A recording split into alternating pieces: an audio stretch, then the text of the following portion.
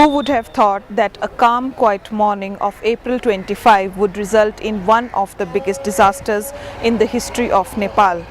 A 7.9 magnitude earthquake hit the Himalayan nation and the jitters were felt around the world.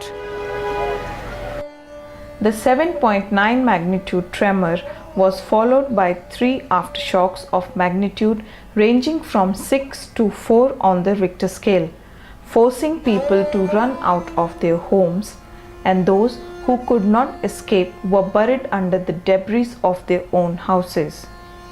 The epicenter of the disaster was located at Barpak in Gorkha district. Nearly 8,000 people have lost their lives in the tragedy, and the figure is expected to go up as more bodies are taken out of the rubble by rescue workers.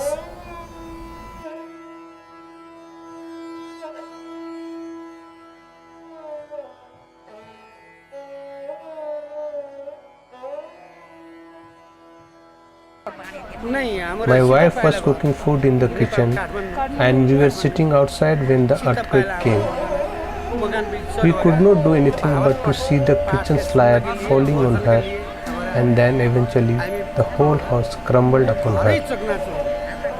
Her body was taken out after a 4-hour-long rescue operation. The natural calamity which hit Nepal after over 80 years resulted in the massive loss of property. Over 100,000 houses were completely destroyed and nearly 78,000 houses were left damaged.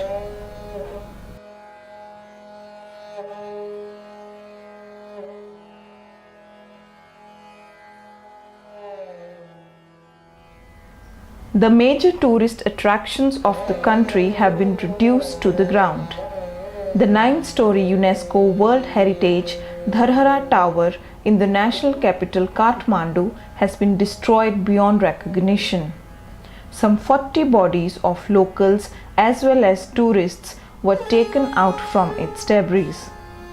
The famous Darbar Sahib, both at Kathmandu and nearby Bhaktapur district, have also been badly damaged, with locals flocking to see the destruction caused by the earthquake to these buildings, which once used to be the pride of the country.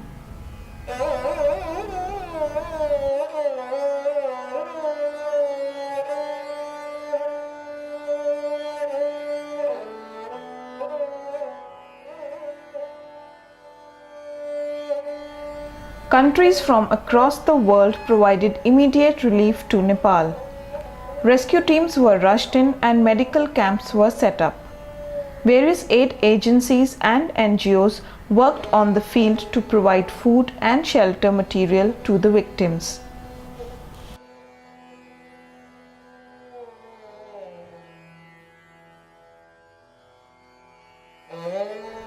With no home and money, people are forced to stay in the relief camps. While some are trying to move on with their life, some are still struggling to overcome the trauma and shock of the earthquake. Lack of privacy and unhygienic conditions at the camps are making their life more difficult. They complain that even the food material distributed to them is insufficient.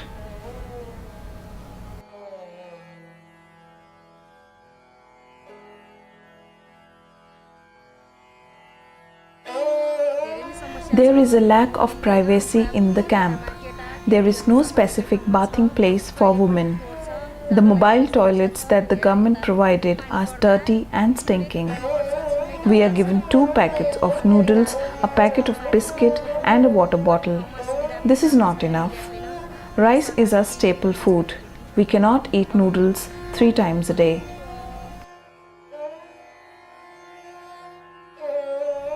The situation has been particularly acute for children, many of whom did not even know what an earthquake was.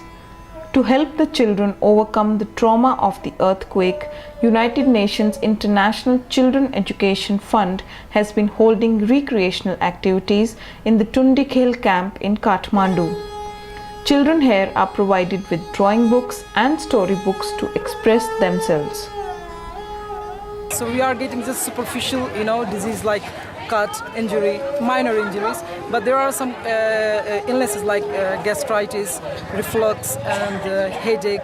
This kind of thing we are dealing with now. These are all due to the stress and the trauma and the environment. And also there are some cases we are facing with the eyes problem, irritations. So we are dealing with those, situation now. Maybe there will be we also treated one a very deep cutaneous infection.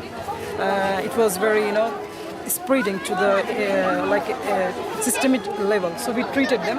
So with that, those cases are very less and decreasing day by day. But generally now we are dealing with the superficial infections. With their houses gone, an uncertain future looms ahead of the earthquake survivors. They do not know what to do with the cracked structures of their houses, which are now unfit to stay.